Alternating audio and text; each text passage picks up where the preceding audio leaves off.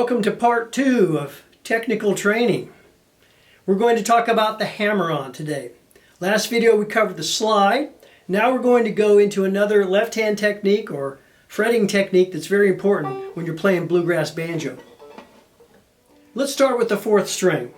We're going to pluck the 4th string with our thumb. Our left hand or fretting hand is going to be poised to attack, to hammer down. And you are literally taking this middle finger here and you're going to hammer down as perpendicularly as possible to the string, like so.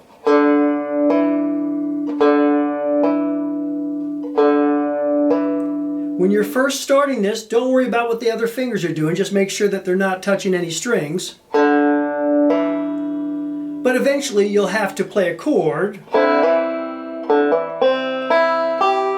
while you're hammering on. But for starters, just do the hammer, pluck the string, and then take your finger off.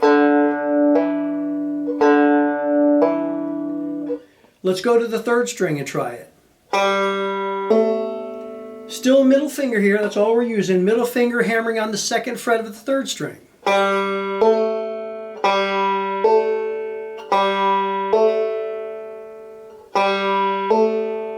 Since we're on the 3rd string, let's try the solid roll, the square roll, with a hammer.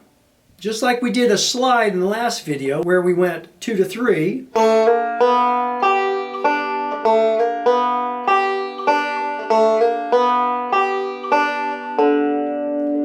Now we're going to do a hammer.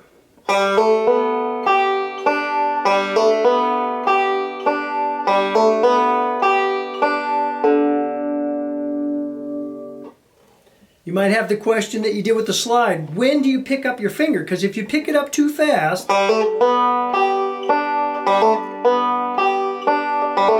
you almost hear a pull off there.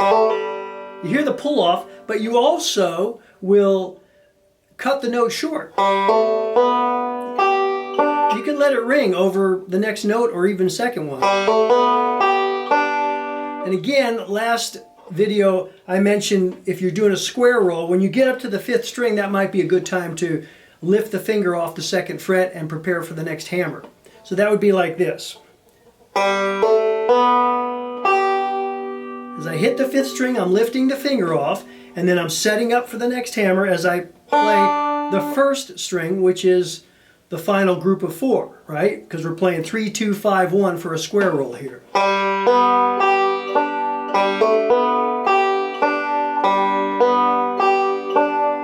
And if you want to practice that in a roll, it's a great idea.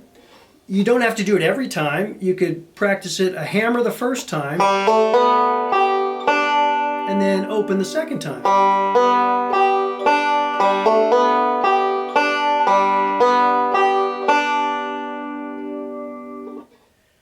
The next step of this is going to be hammering from one fingered note, fretted note, to another.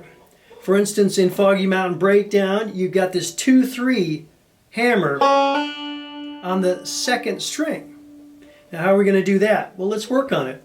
Put your index finger on the 2nd string, 2nd fret, and get your middle finger ready for the hammer. And now we're going to go ahead and play with the index finger, the 2nd string. And then you hammer down while keeping the pressure on your 1st finger.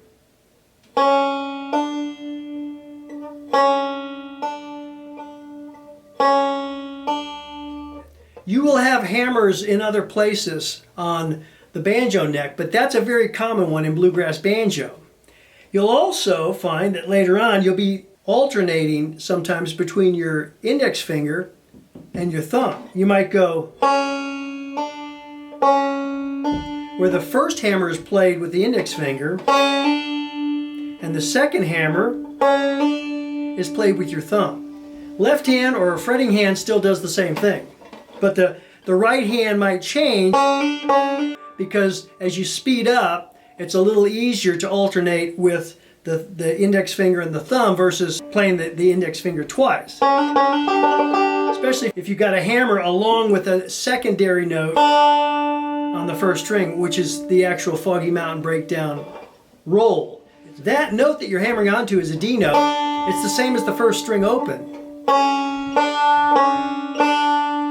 So it strengthens that hammer, because the hammer by itself, the hammer note is usually not as loud as the first one is. But if you add a note to it, it makes it louder.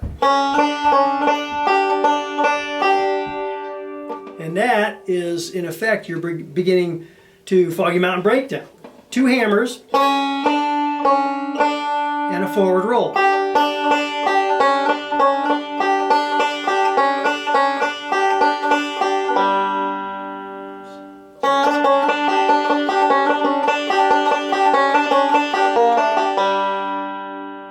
Speaking of that, that's what we're going to cover in the next video. The pull-off. Just the opposite of the hammer-on. Hope to see you then. Keep on woodshedding.